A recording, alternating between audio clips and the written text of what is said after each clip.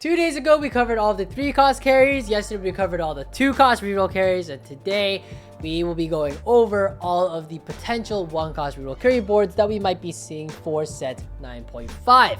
Now, there's just not that many boards to talk about today, just because a lot of 1-cost, you're rolling for like multiple 1-costs whenever you're playing 1-cost reroll. So there isn't much to talk about, but still, it's nice to look over all the potential possibilities that might exist before the set goes live. So if this X or Y, Z comp becomes meta and it's a 1-cost reroll meta, then at least you'll know what you're dealing with, and at least you'll know what the board will semi-look like, right? Anyways, let's start talking about it. First one is Cassiopeia and Samira. We're going into the Noxus line. Now, if you play set 9, you are definitely familiar with this board because there's that one patch where Cassiopeia and Samira reroll were like through the fucking charts. I'm not gonna say I pioneered that shit, but I'm just gonna say that, like, hey, I was talking about reroll Samira for like a long ass time before it was meta. I'm just saying. Anyways, this board's pretty relatively simple to play around. Cassiopeia 3 is actually a bit of an optional thing to have. You don't actually need it. As long as you hit the Samira 3, you just tempo with it. The idea is that Noxus is so strong in the early game, and with like a Samira 2 and a Cassiopeia 2 and like a Noxus start with maybe a Swain, you are going to be tempoing pretty easily throughout stage 2, and then you just roll down on, what is it, 3-1, find the Samira 3, and you just tempo very, very hard, keep playing vertically into Noxus, and then see where you want to go from there.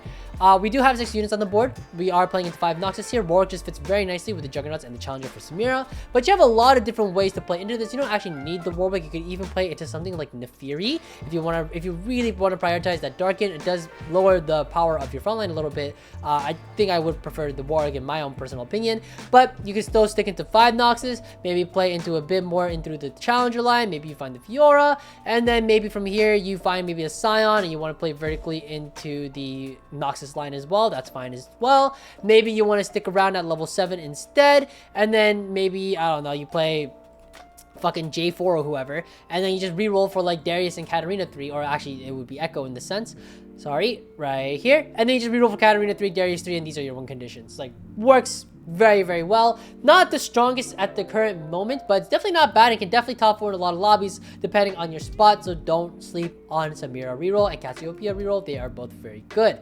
I would say to itemize the Cassiopeia with AP items. You don't actually have to. If you do happen to find a lot of AP though, obviously do it, and then she'll just item hold for a while, and then eventually you'll move it over to Katarina. And then Cassiopeia 3 is actually just not that great of a unit, so you can actually just drop this in the late game once you find the Scion and just play something like this.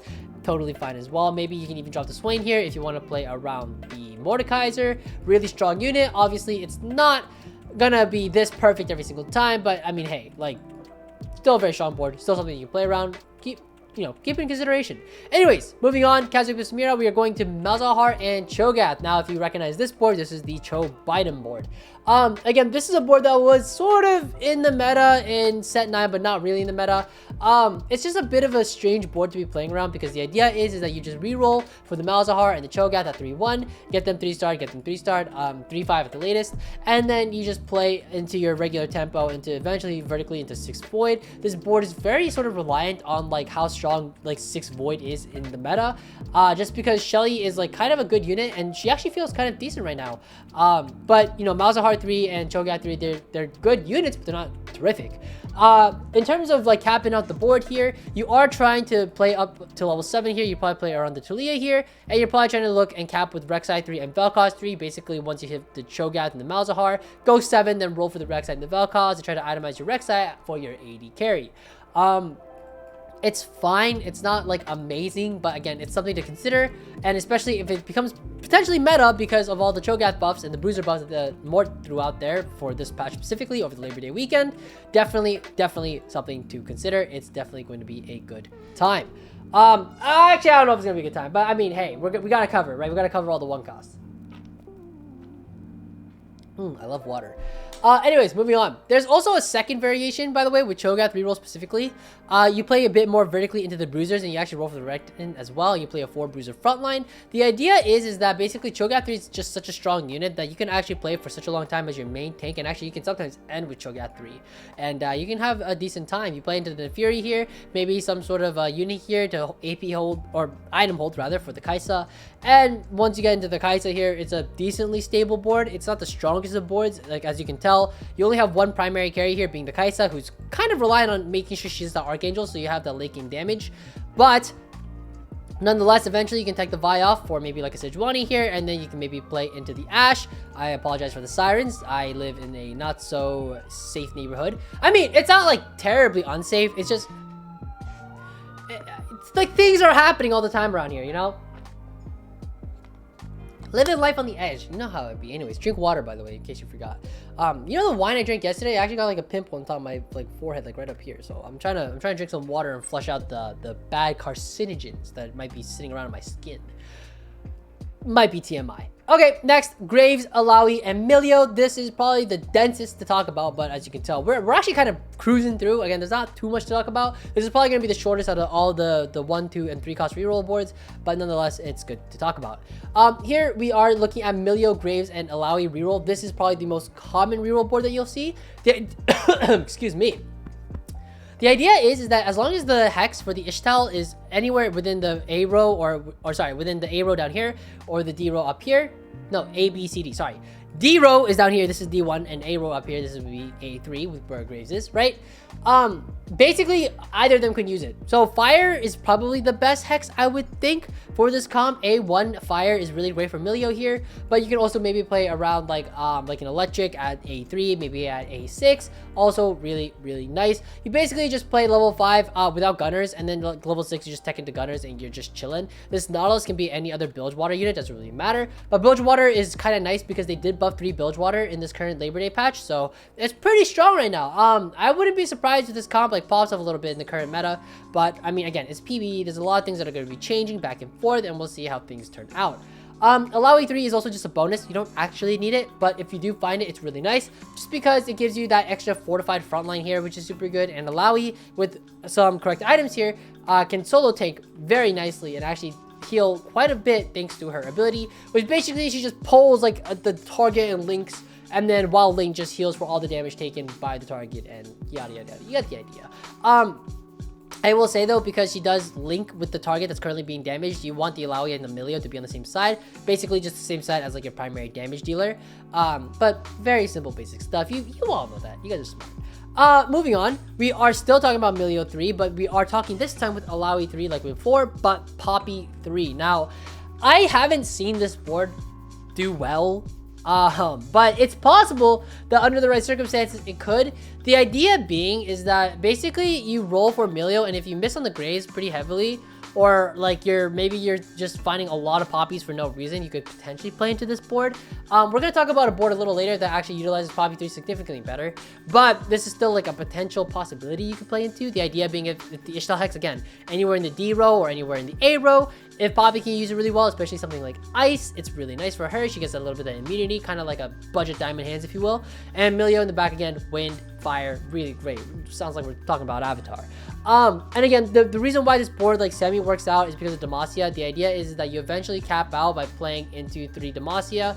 Or sorry, I believe it is Galio and the Fiora. The Demacia item goes onto Poppy here at level 7. You can kind of flex around and see what happens here, but basically you play into Demacia here, and then if you find the Fiora too, good stuff. Then you can just Demacia item Fiora instead, and you can itemize her for an AD carry, which is really nice.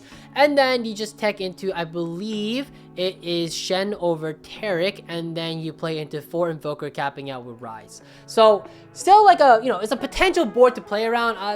Is it good? Is it bad? I don't really know. It's a bit awkward between level 6 and 7, especially because you're getting the rating item so late. Yeah, you're itemizing Poppy as your main tank. It's kind of weird. You could probably make the argument that you just itemize illaoi for the main tank every single time, and you know what? I would believe you. That seems perfectly reasonable to me. But nonetheless, still very good. I mean, it's very possible instead of Demacia, you're actually playing into bilge water instead. So if we just run it back a little bit, and instead we just start loading into the bilge water, something probably along the lines of like extra frontline with the Nautilus, and then maybe even like Misfortune for strategists, right? And then maybe into the Nila as well, and then you're gonna have to find a way to tech into Vanquishers. This is a level 8 though, so I mean, it's a little hard to say whether or not this is actually any good.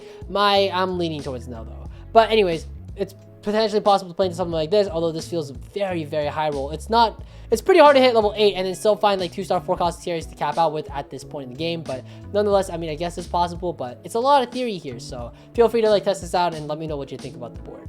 And this is just the same board, just capped out. Again, this is the Demacia Fiora line if you want to try to check it out, or try to check it out. Yeah, and then just try to play into the line. It seems reasonably okay. You can eventually actually tech off the illaoi as well if you really wanted to. You could probably play into something like Tarek, and if you manage to somehow go level 9, then like this just kind of becomes a thing where you can drop the rise and you play Karma instead, which I know it sounds like you're downgrading, but you're actually looking to cap out with Ari instead, and then the board like fills itself out here at level 9.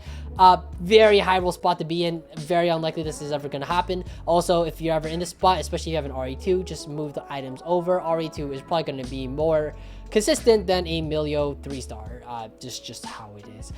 Just to give an idea, RE2 costs 15 gold. This costs 9. So basic math. Anyways, moving on. Irelia and Jhin. Irelia Jhin is not seen at the moment very much. The idea is you just basically play 3 Ionia. You play 3 Ionia in the early game with the Warwick here, and then Vanquisher, so you get that Ash in here, and this is like your early game board. The idea, you just roll Irelia as your main tank, rolling at 3-1, trying to find these 3-star. I mean, this was a very prevalent board during set 9 as well. It's nothing new, just something to keep in mind that could potentially be good with the new Vanquisher changes, because now you can actually cap out pretty nicely with Ionia here, with Xayah being a very nice unit to play around, and you just basically tech into 6 Ionia, and you're gonna have a good time. Also, Xayah is a fucking Vanquisher, so you can actually get to drop the Ash, and then you just play into Karma's Shen, and there you go. Very simple, and it plays out very beautifully at level 7, and you can itemize the Xayah here with some very strong items. Very minute changes. This would normally just be the Yasuo, but nonetheless, still very much a fine board to play around. Definitely something to consider. Finally, we have Kayle to talk about, and Kayle is like, again, not too different from previous patches. You are still playing around Poppy 3 and Kayle 3, but instead you are actually just playing around vertical Demacia. You're not playing really into Slayers anymore. I think the idea that people have found out is that Kayle 3 is just very solid for tempoing you throughout the mid game, specifically if you just keep playing into the vertical for Demacia here, and especially if you have a Ginsu's here. Poppy 3 is just a nice bonus to have. You could maybe just pick up illaois while you're trying to look for the Poppies and the Kales, try to thin the pool out a little bit for yourself, but it's not necessary, and like then you'd have to go level 8 to tech into 7 Demacia, and it's a little awkward. Maybe if you have Demacia Crown, you could probably play into illaoi and maybe drop like the Sona or maybe even the Quinn. I don't really know. It's probably gonna be Galio, to be honest, but one of these, and you just play like what, like fucking Demacia Crown and bing bop boop boop, there you go, and like maybe it's fine. I don't really fucking know, but nonetheless, still totally viable, something to consider. Yeah, and definitely consider it. Also, this is a Bastion emblem. I was like, why is it not showing me Demacia? There we go, much better. But yeah, again, very standard line to play around. You just play vertically into it, and you just cap out with the Fiora too, because Fiora is just such a disgusting unit. Like, actually, this Fiora unit is just, it's so gross, because you may have noticed, like, before in this line, where was it before? This line, this Fiora line here, we don't have Challenger activated. And, like, she doesn't really need it.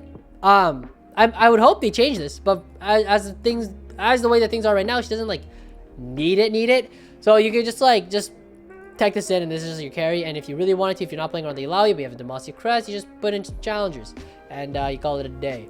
Sounds like Joe from Family Guy, a little bit, not really. Sorry. You know, sometimes I try not to be cringe. It just doesn't work out sometimes. I really genuinely try. I'm like, dude, like sometimes I can't watch my own videos, and I'm just like, dude, this guy's like such a fucking moron. Like, what a loser. But yeah, anyways. By the way, speaking about losers, I did not get my fucking chance to get my ticket for TFT Vegas LAN event. I will still be there, so if any of you are going, let me know. I'll probably buy the spectator pass tomorrow, unfortunately. But I did want to buy the competitor pass, but in case you were not on Twitter this morning, like, it's sold out within like 10 seconds. I'm not even kidding. Like, I was on the website at 9:58, refreshing the page constantly, trying to get my ticket. And then 10 a.m. hit, right when the tickets go on sale. And as soon as I got in, it just gave me the, sorry, sold out. It was like, it was insane. It was like, I actually have a screenshot of it where it was like 10 in the morning on the dot. And I was like, what gives? You know, because I got in within like 10 seconds. I still wasn't able to secure a ticket, which is absolutely insane. But anyways, hopefully a ticket pops up somewhere for a competitor pass. Maybe if someone's got a black market ticket, let me know. I don't know how that would work, but anyways, I don't fucking know. I hope you can't scalp it. It would be really weird if you could. But anyways, moving on. Hope to see you in Vegas though. You should be there. It's gonna be a good time. Finally, Orianna. Not a thing. All right. Thank you guys for watching. I'm serious though. Like, Orianna 3 is, it's so dog shit, bro. It's terrible. Don't play this unit. if you really want some line for Orianna, you're probably re-rolling for Malzahar Orianna 3. And then maybe cho'gath 3 as well, I guess. And then maybe Vi, and then maybe Piltover. I don't really know. This looks like, I mean, this looks like dick. Like, why would you ever want to play this? It's probably not Piltover. It's probably Void, I guess. I mean, this just looks fucking terrible. This is terrible. This unit is terrible. It doesn't do any damage. Don't play Orianna 3. It's just not worth it. Anyways, what a waste of gold. And I'll see you guys tomorrow with another video. You know what's funny? I don't know what the fuck I'm making a video about tomorrow. I was like, oh, 3 costs today, 2 costs tomorrow, and then 1 cost today. Oh, like, blah, good shit. And now I'm here. I'm like, fuck. If you're like me, and I think most TFT players are feeling this right now, but like the off season in particular for 9.5 feels kind of like a lull. You know what I mean? Like, it's just like, oh, PBE's out, I guess, you know, and like we tested it out. It was cool for like a day or two, and now everyone's like, okay, cool, I'm ready. Like, let's hit the ranked ladder, you know. Now we're all just waiting. So anyways, I mean, like, I know I'm feeling a bit of a lull right now. I know Dish Soap is feeling it too. I know like a bunch of other players are feeling it. Like, dude, like, I just want to play I need ranked. Like, TFT is fun, but like we need ranked. Anyways, that's enough of that. By the way, if any Riot Games developers watching this, please, for the love of God, please, for the sake of the TFT community, just make PBE ranked.